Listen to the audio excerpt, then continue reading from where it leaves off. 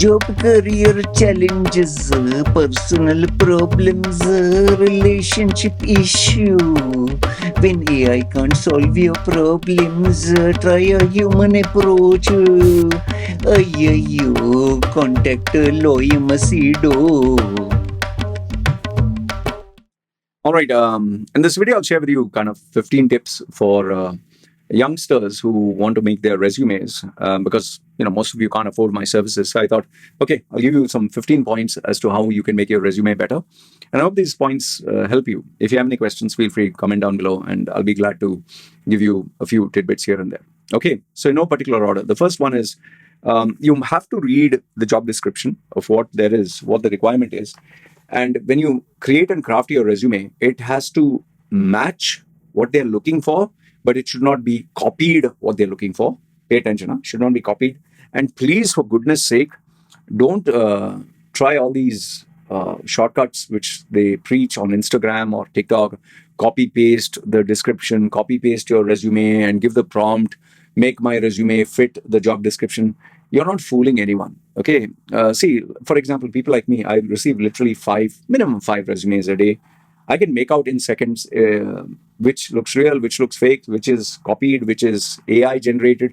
I don't need even a software to evaluate, is this AI generated? I can make out in the first few lines. And when, something they say, something is too good to be true, it's generally the case. You cannot be the perfect rendition of what they put there. In fact, some of the employers, what they tend to do is they will fake many descriptions and adjectives so that your resume, stands out like a red flag. Oh, okay, so he tried to copy all this. Don't do that. Understand that every job that you're applying for has a core, and you need to adopt that core. Ignore the rest. For example, what is in sales? Sales is about selling. What is marketing? Do you know marketing? Have you any experience or knowledge? Engineering is accuracy. Accountancy is being good with numbers. So don't copy everything else. Just understand what are you applying for. Okay, so that's number one. The second point is please get to the point. Avoid long, drawn out bullshit like, okay, highly ambitious, focused, career minded. Avoid all these adjectives. Yeah, I mean, it's simple common sense. If you were to introduce yourself to someone, would you say, hi, my name is Sam, and this is what I do? Or would you say, if someone asks you, hi, how are you? Can you give me an introduction? Would you say, I'm a highly ambitious, sophisticated, career-driven, target-oriented, mind-focused, blah, blah, blah, blah. People think easy a nut case, So in the same way, don't do that on your resume. Just get to the point. Give a summary. If you want to say, okay, a graduate, MBA graduate with 2 years working experience in the capacity of sales, or MBA graduate seeking out a job, or college fresher who has experience of working part-time as so-and-so, fine, that is okay. But when you start praising your own tail, it's like, going to someone and saying, oh, I'm so sexy, oh, I'm so amazing, oh, check me out. People will get put off like this, Number three, I've told you, avoid adjectives, and please avoid bombastic industry jargon. You're not impressing anyone. And the more industry jargon, there is this saying, no? Use what? Keywords. People overdo it. Yeah. I have never used keywords in any of this thing.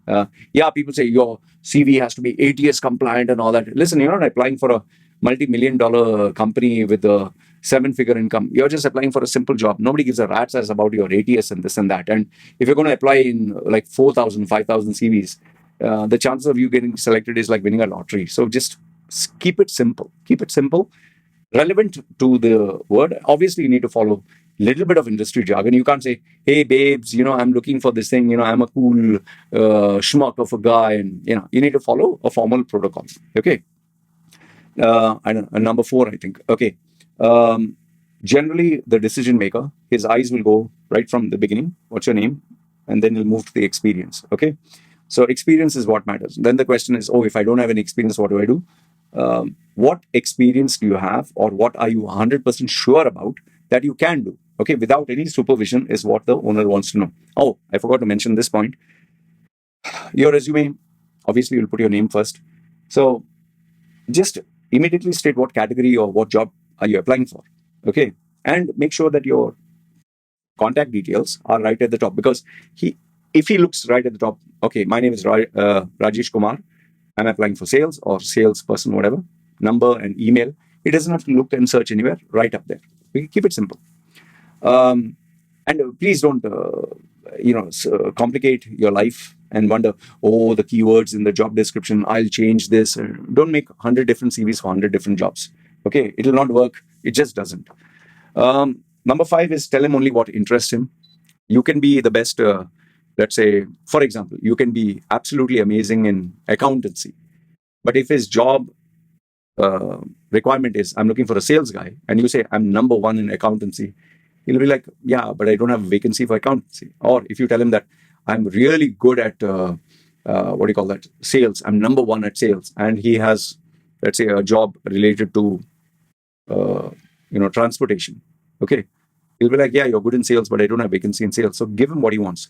If he's looking for an engineer and you start telling him, I'm good at drawing, drawing means painting or whatever, some other not related job, it doesn't help. And yes, avoid this trend where people put that they're good in admin, office management, logistics, driving, storehouse, marketing, sales, AI, computers. You can't be good at everything. It might look like you're trying to impress. Forget the impress. You might think that the person will feel, wow, if he knows so much, I'll take him. That means you're a jack of all. Just avoid that. Okay. Number 6 is Chat GPT.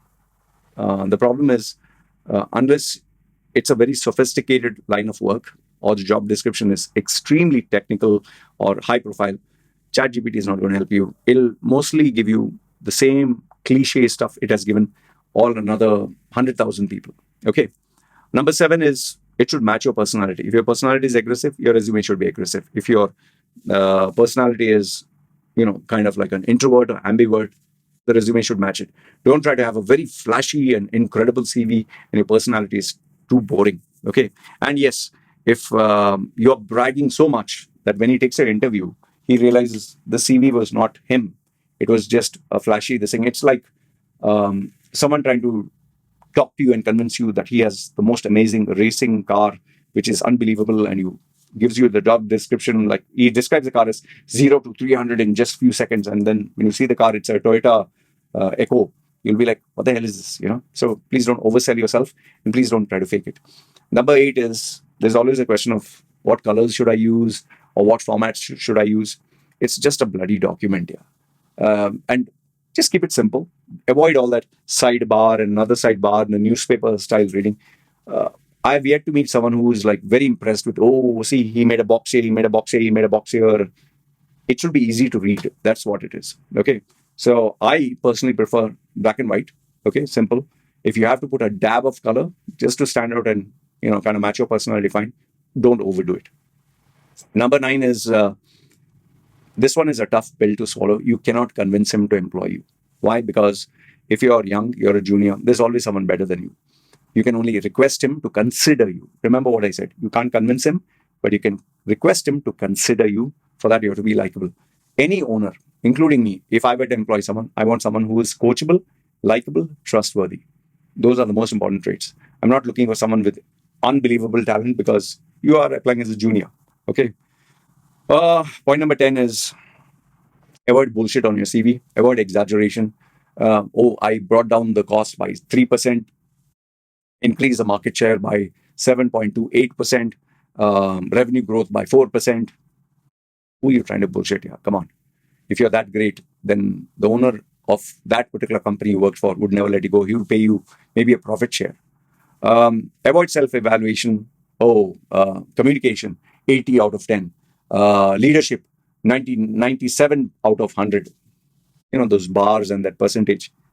What you're evaluating, it's like going on a date and a girl is saying, I'm really hot. I'm really sexy. I rate myself 80 out of 100. You look at the girl and you'll be like, what? He has to evaluate you. If he asks you, how good do you think you are or what do you rate yourself out of 10? Give a realistic figure. And remember, the more higher you give, the more the expectation. So if you say, I'm an 8 out of 10 or 9 out of 10, that means only 1% is left or 10% is left for you to improve. Okay. Number 12 is, if you're applying for a job, it should match what the vacancy wants. It should match your personality. It should match and reflect on your resume, and it should match the cover letter. All of them should be in sync. And for that is why I tell people, the more simpler you keep it, The more relatable you keep it, the better your chances. Number 13 is avoid going more than 5 points. If you're a junior, don't state the sun, moon, and stars. In fact, if you can reduce it to 3 points and elaborate on them, perfect. If you want to go a little bit more ambitious, 5, don't go beyond 5 because you're a junior. You can't be doing everything. Number 14 is the easiest way to find out if your resume is good or not. Ask people working in your industry at a very senior level who have the communication, the common sense, and the competence to give you advice. Don't ask every Tom, Dick, and Harry. Don't ask your mother and father. Don't ask your friends. The industry where you're applying, ask a decision maker, sir, how is my CV? What do you think I should change or improve? And most of them, they will be kind enough to tell you, okay, remove this, remove this. Please don't copy someone's whose CV is senior to yours or at a senior position. That's a different ballgame. It's like me just going 2 days in the gym and trying to copy the protocol of a professional bodybuilder. It doesn't work.